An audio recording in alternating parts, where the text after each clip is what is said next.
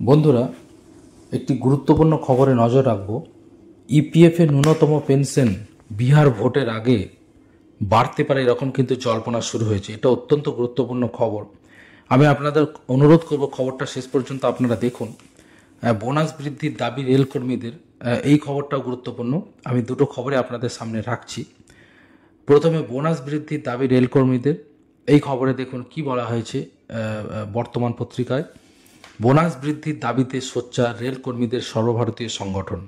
পাশাপাশি বোনাস প্রদানের ক্ষেত্রে বেতনের যে ঊর্ধ্বসীমা থাকে তাও তুলে দেওয়ার দাবি জানিয়েছে সংগঠন।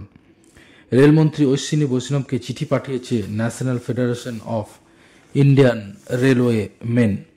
রেলওয়ে মন্ত্রকের শীর্ষ সূত্রে যে খবর জানানো হয়েছে, সেখানে জানা গেছে যে আগামী সপ্তাহে রেলের উৎপাদন ভিত্তিক অর্থাৎ প্রোডাকশন ওয়াইজ যে বোনাস তা কিন্তু ঘোষণা হতে পারে। অর্থাৎ আগামী সপ্তাহে দুর্গাপুজোর আগেই কিন্তু রেলের বোনাস ঘোষণা হতে পারে। আমরা জানি কেন্দ্রীয় সরকারের মোটামুটি যারা কর্মচারী তাদের প্রত্যেকেই, যেহেতু দেওয়ালিটা গোটা ওয়ার্ল্ড ওয়াইড, বিশেষ করে হিন্দি বেল্টে সব থেকে বড় উৎসব, তো দেওয়ালির আগে সেটা ঘোষণা করাই নিয়ম। গোটা ভারত জুড়ে যারা কেন্দ্রীয় সরকারি কর্মচারী, তাদের যারা বিভিন্ন জায়গায় চাকরি করেন, সেটা পশ্চিমবঙ্গ হতে পারে, সেটা তামিলনাড়ু হতে পারে, সেটা অন্ধ্রপ্রদেশ হতে পারে, কিন্তু তাদের যে সবথেকে বড় উৎসব সেটার উপর কিন্তু নির্ভর করে না। তার কারণ মোটামুটি যেহেতু ম্যাক্সিমাম এলাকা হিন্দিভাষী এবং বিহার, উত্তরপ্রদেশ থেকে রাজস্থান বলুন, একেবারে গুজরাট, মহারাষ্ট্র পর্যন্ত, মধ্যপ্রদেশ, ছত্তিশগড়, সমস্ত এলাকায় কিন্তু দিওয়ালিটা হচ্ছে এক নম্বর উৎসব। এবং সেটা ভেবেই, ম্যাক্সিমাম মানুষের কথা ভেবেই হয়তো কেন্দ্রীয় সরকার সেটা করেন, যে উৎসব বোনাস ঘোষণা করেন ঠিক দিওয়ালির আগে। তো অবশ্যই দুর্গাপুজোর আগে যদি হয়ে যায়, এখানে বলা হয়েছে পরের সপ্তাহে হবে, হয়তো নাও হতে পারে, কিন্তু অবশ্যই দিওয়ালির আগে তো ঘোষণা হবেই। সেই ঘোষণাতে কি হতে পারে সে নিয়ে অবশ্যই একটা আলোচনা ইতিমধ্যেই শুরু হয়ে গিয়েছে। কেন্দ্রীয় মন্ত্রিসভার অনুমোদনের পরেই এই সংক্রান্ত ঘোষণা করবে রেল বোর্ড, অর্থাৎ তার আগে প্রধানমন্ত্রী নরেন্দ্র মোদী অবশ্যই ক্যাবিনেট বৈঠক করবেন এবং সেই ক্যাবিনেট বৈঠকে পাস হওয়ার পরে সেটি ঘোষণা হয়ে যাবে। বেতন যতই হোক না কেন, মাসে 7,000 টাকা ঊর্ধ্বসীমার উপর হিসেব করেই 78 দিনের মজুরি বোনাস হিসাবে দেওয়া হয় যোগ্য রেলকর্মীদের। এই ঊর্ধ্বসীমার পরিমাণই তুলে দেওয়ার দাবি জানিয়েছে রেলকর্মীদের সর্বভারতীয় সংগঠন। পরিবর্তে সংগঠনের দাবি, একজন রেলকর্মীর যে মূল বেতন অ্যাকচুয়াল ওয়েজ, তার উপর ভিত্তি করে বোনাস প্রদান করা হোক। উচ্চ হারে বোনাস প্রদানের ক্ষেত্রে অনেক সময় অর্থ সংকটের কথা বলে রেলমন্ত্রক। এই প্রেক্ষিতে রেলকর্মীদের সংগঠন পণ্য পরিবহনের প্রসঙ্গ তুলেছে। রেলমন্ত্রীকে লেখা চিঠিতে তারা জানিয়েছে, 2024-25 অর্থবর্ষে পণ্য পরিবহনের পরিমাণ বৃদ্ধি পেয়ে দাঁড়িয়েছে 1,617 মিলিয়ন টন। পণ্য পরিবহন বৃদ্ধি পাওয়ার অর্থ রেলের আয়ও বেড়েছে। অর্থাৎ যা প্রতিবেদনে উল্লেখ করা হয়েছে বর্তমান পত্রিকায়, সেখানে মোটামুটি এইটা পরিষ্কার হয়ে গিয়েছে।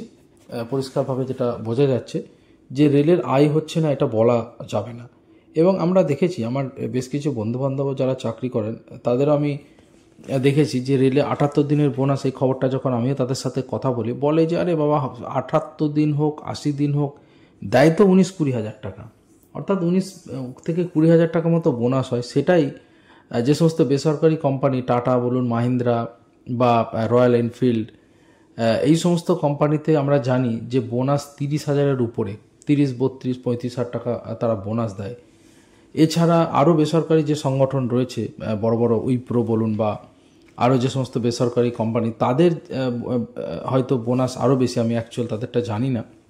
কিন্তু যাই হোক, এই নিয়ে একটা জল্পনা চলছে। এখন কেন্দ্রীয় সরকার কি করে, যেহেতু সামনে বিহারে ভোট রয়েছে, কেন্দ্রীয় সরকার পাখির চোখ করছে, আর তারপরেই পশ্চিমবঙ্গ এবং আসামের ভোট রয়েছে। তো দেখা যাক কেন্দ্রীয় সরকার কি ঘোষণা করে, সেটার ব্যাপারে তো নজর থাকবে, আমি তা জানিয়ে দেব।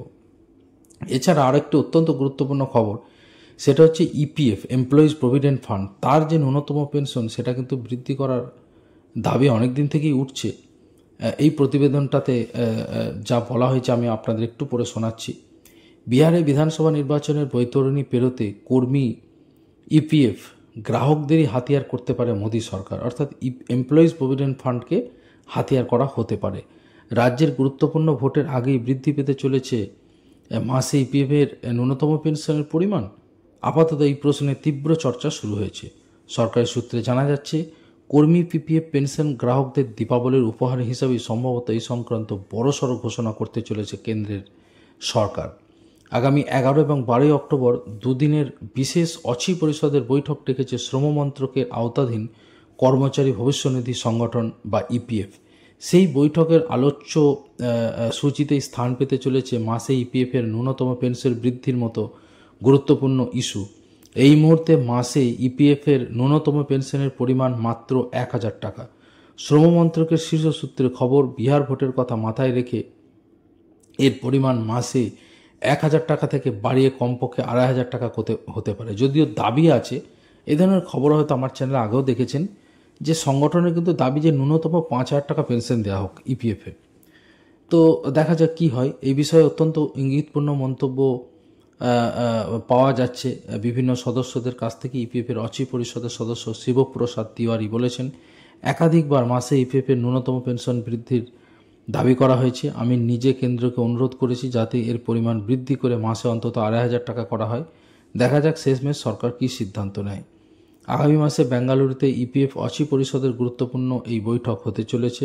দীর্ঘদিন ধরেই ইপিএফের ন্যূনতম পেনশনের পরিমাণ বৃদ্ধির ব্যাপারে সরব সর্বভারতীয় শ্রমিক সংগঠনগুলি। এর আগে সন্তোষ কুমার গঙ্গোয়ার যখন কেন্দ্রীয় শ্রমমন্ত্রী এবং পদাধিকার বলে ইপিএফ অচি পরিষদের চেয়ারম্যান ছিলেন, সেই সময় কর্মী পিএফের ন্যূনতম পেনশনের পরিমাণ মাসে 1000 টাকা থেকে বাড়িয়ে 2000 টাকা করার ব্যাপারে প্রাথমিকভাবে সিদ্ধান্ত হয়েছিল, যদিও পরবর্তী ক্ষেত্রে তা বাস্তবায়িত হয়নি। এমনকি শ্রম সংক্রান্ত সংসদীয় স্থায়ী কমিটিও একাধিকবার ইপিএফের ন্যূনতম পেনশন বৃদ্ধি নিয়ে সুপারিশ করলেও তাতে কর্ণপাত করেনি মোদী সরকার। এমনই অভিযোগ পিএফ পেনশন গ্রাহকদের একটি বড় অংশের। এরই পাশাপাশি জানা যাচ্ছে, আগামী মাসে বেঙ্গালুরুতে ইপিএফ অচি পরিষদের বৈঠকে প্রভিডেন্ট ফান্ডের ইউপিআই এবং এটিএম পরিষেবা অত্যাধুনিক যে সমস্ত বিষয়গুলো রয়েছে চালু হওয়ার বিষয় নিয়েও আলোচনা হতে পারে। দীপাবলির আগেই পিএফের নতুন এই দুটি পরিষেবা চালু হতে পারে, এমনটাই কিন্তু বর্তমান পত্রিকায় খবর। তো বন্ধুরা, বুঝতেই পারছেন যে যেহেতু বৈঠকটা হতে চলেছে সেজন্য কিন্তু আশায় বুক বাঁধছেন কর্মী যে বেঙ্গালুরুতে হতে চলেছে বৈঠক, এবং সেই বৈঠক কবে হবে দেখুন এখানে বলে দেওয়া হয়েছে। আগামী 11 এবং 12 অক্টোবর দুদিনের বিশেষ অচি পরিষদের বৈঠক ডেকেছে শ্রম মন্ত্রকের আওতাধীন কর্মচারী ভবিষ্যনিধি সংগঠন বা ইপিএফ বা এমপ্লয়িজ প্রভিডেন্ট ফান্ড অর্গানাইজেশন। সেই বৈঠকের অন্যতম আলোচ্য সূচিতেই স্থান পেতে চলেছে মাসে ইপিএফের ন্যূনতম পেনশন বৃদ্ধির মতো গুরুত্বপূর্ণ ইস্যু। এখন সংগঠনের তরফ থেকে 2500 টাকা বলা হচ্ছে। এর আগে ন্যূনতম পেনশন 5000 টাকা বলা হয়েছিল। সেটা এখন কি হয় সেটা দেখার। আমার মনে হয় 2500 টাকাটা খুবই কম হবে। তার কারণ অবশ্যই জানি একজন কর্মচারী যিনি রিটায়ার করছেন তিনি এতদিন তার যে সঞ্চিত টাকা সেটা তো তিনি পাচ্ছেনই, এবং সরকার তিনি যা দেবেন সরকারও সেই টাকা দেবে এবং পুরো সেই টাকা তিনি পাচ্ছেন। কিন্তু এর পরেও একটা ব্যাপার হয়, যারা সরকারি কেন্দ্রীয় সরকারি চাকরি করেন পেনশন নেই, ইপিএফ আছে। তো ইপিএফে কী হয়, এককালীন অনেকটা টাকা পেয়ে হয়তো তারা খরচও করে ফেলেন। এর ফলে কি হয়, দেখা যায় যে পরবর্তীকালে বৃদ্ধ বয়সে তখন কিন্তু তারা সমস্যায় পড়েন। তো সেখানে সামান্য একটু অর্থ হলে ভালোই হয়। যাই হোক, এই সংক্রান্ত যা ঘোষণা হবে অবশ্যই আমার চ্যানেলে আপনারা পেয়ে যাবেন। ন্যূনতম 2500 টাকা যদি হয়ে যায় সেটাও মোটের উপর খারাপ হবে না। তো কি হয় সেটা অবশ্যই নজর থাকবে। সরকার যদি সদয় হয়, অত্যন্ত অনেক সময় হয়তো 2500টা হয়তো 3000 4000 হয়ে যেতে পারে। যে সিদ্ধান্তই হোক সেটা অবশ্যই আমার চ্যানেলে আপনারা পেয়ে যাবেন। আমি অনুরোধ করব অবশ্যই চ্যানেলটা সাবস্ক্রাইব করে রাখুন। সমস্ত খবরাখবর এই চ্যানেলের মাধ্যমে পাবেন। কারেন্ট অ্যাফেয়ার্সের জন্য অবশ্যই একটি অভ্যর্থ চ্যানেল। এছাড়া চাকরি বাকরির সমস্ত খবর পাবেন এবং সরকারি যারা কর্মচারী তাদের খবরও থাকে।